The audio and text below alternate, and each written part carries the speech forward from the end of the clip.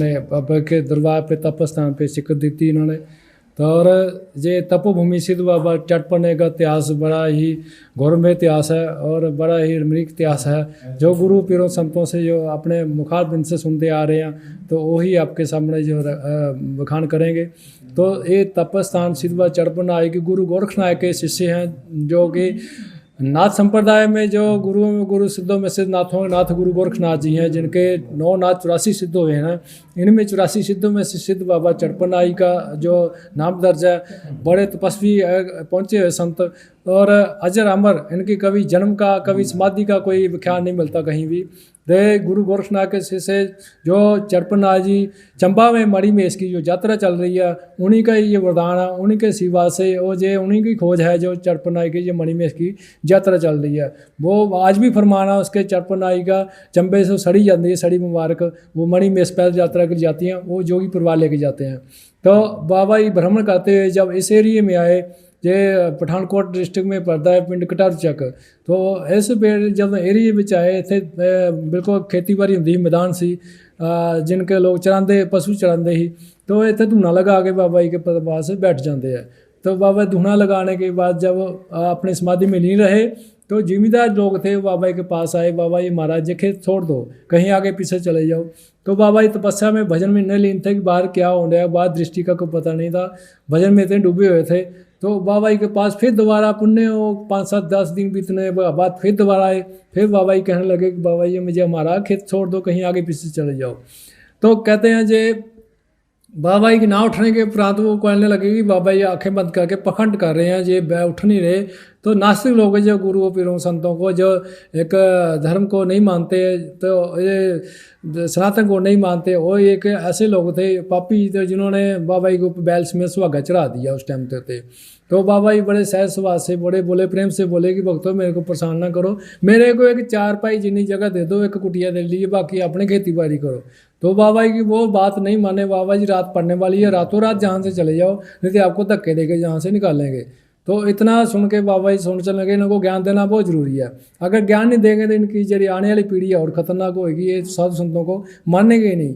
तो बाबा जी ने अपनी योग माया से रात 12 बजे अपने तपस्या के नाल हिमाचल तो बन इकट्ठा करना शुरू किया, ਜਿਹੜੇ कि पंजाब ਦੇ ਵਿੱਚ ऐसे तरह के पेड़ पौधे किते भी नहीं पाए जाते। और यदि आपो हवा पंजाब तो ਜਿਹੜੇ पौधों की आप अलग हैगी है, जैसे जिस स्थिति से पेड़ पौधा को आया, जैसे इस मेल का आया वो आज भी इसी मेल से खड़ा है, जो इस मेल से ऐसा ऐसे मोटाई में आया तो वो आज भी ऐसी मोटाई, बदलना फुलना उसके लिए ज्ञान नहीं होता है। वैसे ही यहाँ पेड़ हरे भरे रहते हैं।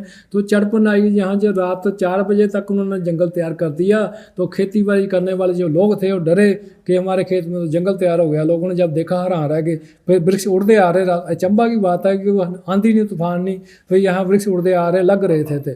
तो जब वो जो जिम्मेदार लोग थे वो बाबा जी के पास आए कि बाबा जी हमें क्षमा कर दो, माफ़ कर दो। तो बाबा जी ने उनको दर्शन दिए और वो गुप्त हो गए। तो ये पापी लोग हैं, उनको दर्शन नहीं देने, आकाशवाणी रास्ते बता दिया, इस जंगली लकड़ नहीं कोई छेड़ना।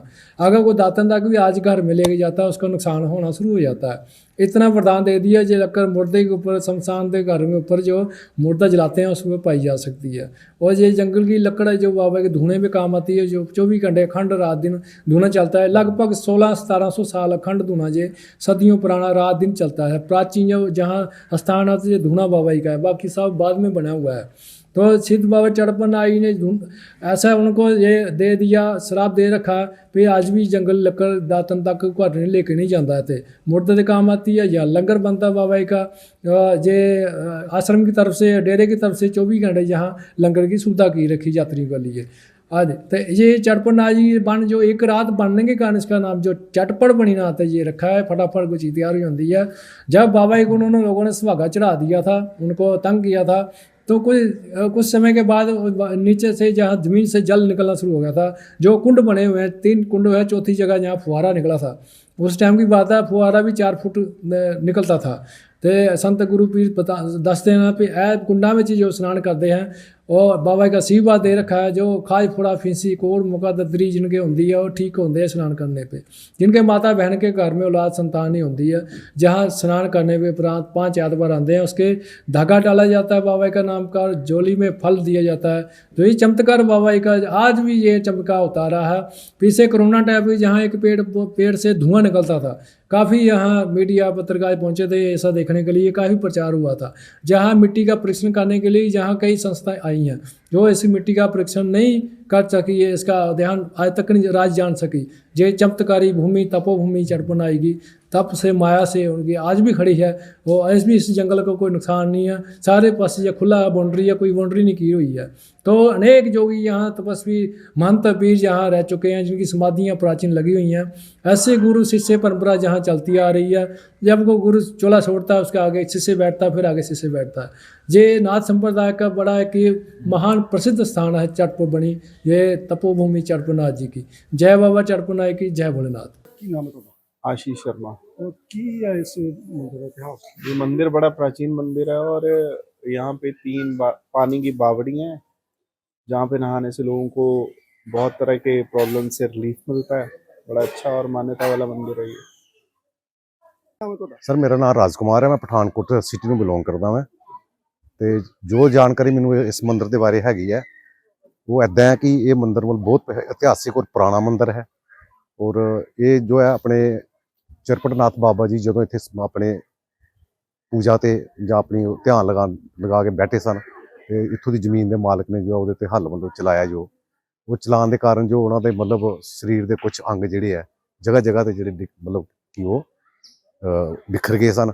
ਉੱਥੇ 3 ਬੋਲੀਆਂ ਜਿਹੜੀਆਂ ਨਿਕਲੀਆਂ ਹੈ ਨਾ। 3 ਬੋਲੀਆਂ ਦੇ ਵਿੱਚ ਲੋਕੀ ਆਉਂਦੇ ਨੇ ਇਸ਼ਨਾਨ ਕਰਨ ਤੇ ਕਈ ਤਰ੍ਹਾਂ ਦੀਆਂ ਬਿਮਾਰੀਆਂ ਵੀ ਜਿਹੜੀਆਂ ਉਹ ਠੀਕ ਹੁੰਦੀਆਂ ਨੇ, ਲੋਕਾਂ ਦੀਆਂ ਮੰਨਤਾਂ ਪੂਰੀਆਂ ਹੁੰਦੀਆਂ ਨੇ ਤੇ ਲੋਕ ਕਾਫੀ ਸ਼ਰਧਾ ਰੱਖਦੇ ਨੇ ਇਸ ਜਗ੍ਹਾ ਦੇ ਵਿੱਚ ਆਉਣ ਦੇ ਲਈ ਔਰ ਉਸੇ ਕਾਰਨ ਅਸੀਂ ਵੀ ਇੱਥੇ ਆਪਣੇ ਜੋ ਇੱਥੇ ਦਰਸ਼ਨ ਕਰਨ ਆਏ ਹਾਂ ਔਰ ਬਹੁਤ ਅੱਛੀ ਜਗ੍ਹਾ ਹੈ, ਬਹੁਤ ਅੱਛਾ ਲੱਗਿਆ ਆ ਕੇ ਇੱਥੇ, ਬਹੁਤ ਆਨੰਦ ਹੈ ਜੀ।